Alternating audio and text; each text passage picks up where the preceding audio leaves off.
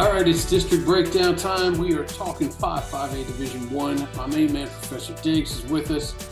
Diggs threw me on Mansfield Timberview early in the season last year and wouldn't let me get off them. I didn't want to get off them, and they went fairly deep into the playoffs.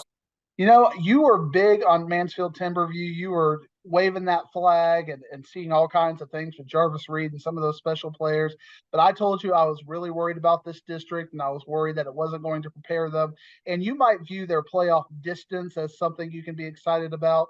They were not one of the top teams. I mean, you had Longview and Reedy and Lancaster and some really talented teams in this region last year. And Timberview just didn't measure up. I think, Dave Campbell's, a couple other had them very overrated. You were waving that flag saying this is the top team in Region 2. They were not close to the top team in Region 2, Ward. You threw Reedy out there, but they did beat them head to head. So you got to at least give me something for it. It was one of those crazy games, we talked crazy. They were up big. Reedy came back late. That's all. They were up big on them. Give him something. It's just that Reedy magic, and it finally ran out against Timberview. But Longview and Timberview was not that great. Right, they weren't going to be as good. They weren't going to be good players coming back. Ward, why are you talking over me, Ward? I'm sorry. Go ahead, sir. Let me shut it up. You love Timberview so much. You're going to derail this podcast so you can talk about. Why don't you go ahead and preview Timberview for us, Ward? Let me shut it up. I'm going to go ahead and hit this mute button, shut myself up, and Diggs begins on Timberview right now. Timberview, they got the two quarterback system happening right now, and I don't necessarily like that. We're going to talk in 2 weeks. We're going to talk about another school that's got the two quarterback system happening. I don't like that either. And we're not even talking about Lovejoy. We talked about Lovejoy 2 weeks ago. You can hear that podcast in our archives. But Cameron Bates and Zurich Humes, both quarterbacks that ended up making all district last year. You talked about the two-headed monster, and the coaches respected that, and I guess they thought it worked. I don't love those things, but I guess we'll find out how it works this year. We talked about Jarvis Reed graduating. We got Jalen Woods coming back, a talented to be a junior. So they've got some talent. They've got some really good talent on the defensive side of the ball. Kingsley Opara and Dylan Battle, two players you need to watch on the defensive side of the ball. But again, Ward, this district does not get you ready for the gauntlet that is Region 2. And we're going to talk about some really good teams over the next couple of weeks, some state championship teams. I mean, to get to Longview's level, to get to Lancaster's level, you got to do things in district. And I don't know that this district is going to give them the challenge that they need to be successful 2-3 weeks into the playoffs. Yeah, and it's one of the things I really disliked about these 9-team districts, because if you're in a district like that, you got to get into it just about right away. So you really got to schedule nicely those first two non-district games, and even then, you forgot about how they played them because you got 8 games against teams that you shouldn't have that much problems with. But besides Timberview, there's other teams in this district. Last year, I was really impressed with Noah Norman from Birdville at quarterback. He was a young guy, and he learned from his the success his brother had in the basketball court. He kind of brought it to the football field. Is he going to help lead that Birdville team to maybe a top 2 seed there? Yeah, I really like Birdville at the number 2 seed. You talked about Noah Norman. And they got the running back coming back as well, Jalen Davis, and a really talented linebacker, Jaden Nafagar, coming back. And you got that when you got the quarterback, you got the running back, you got kind of the triplets, even though we don't know what the wide receiver situation is.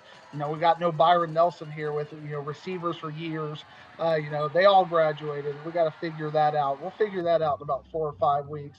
But Birdville's got to find out who can be the wide receivers to get out there in space and make Birdville a better team. But in this district, it's a really good opportunity for them to grow, because this is not the most challenging district.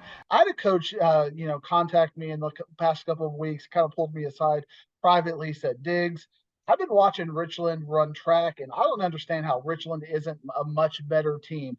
And I kind of did some research into Richland's track team, and this is a team that is full of speed. So maybe Richland is a team we got to keep our eye on this year as a team to watch out. You look at Michael Turner as a sophomore last year, did good things. He's going to be coming back.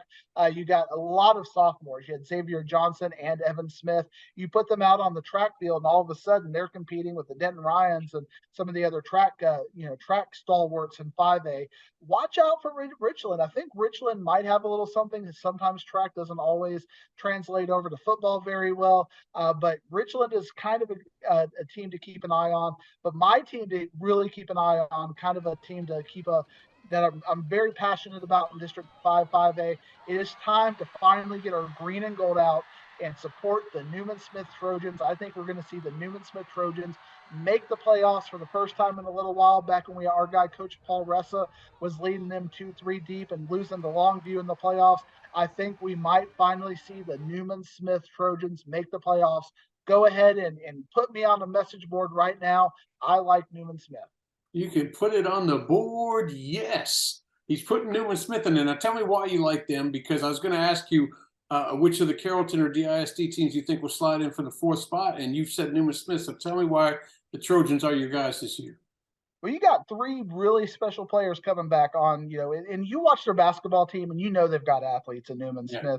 And they're finally starting to see, it trickle into the football program. Pearson Rougeau had a great quarterback campaign last year for Newman-Smith. They've got him coming back. Chris Hughes was a fantastic running back. You've got him coming back. Jaden Coulter. They got to figure out the defensive side of the ball. The defensive side of the ball is a little suspect, but I think they're going to be able to put some points on the board and score with everybody other than Timberview in this district. They could compete with Richland and Birdville for a top 2 spot in this district if they kind of figure out the defensive side of the ball. But I think, we talked about last week how I think there's a little bit of a gap between 4 and 5. I think in this district, there's a bit of a gap between 4 and 5. W.T. White and Brian Adams over the last couple of years have been really, kind of stepping up the DISD football standards and had some depth. Both of them were very senior heavy last year. So we're going to have to see our first rebuild out of W.T. White and Brian Adams.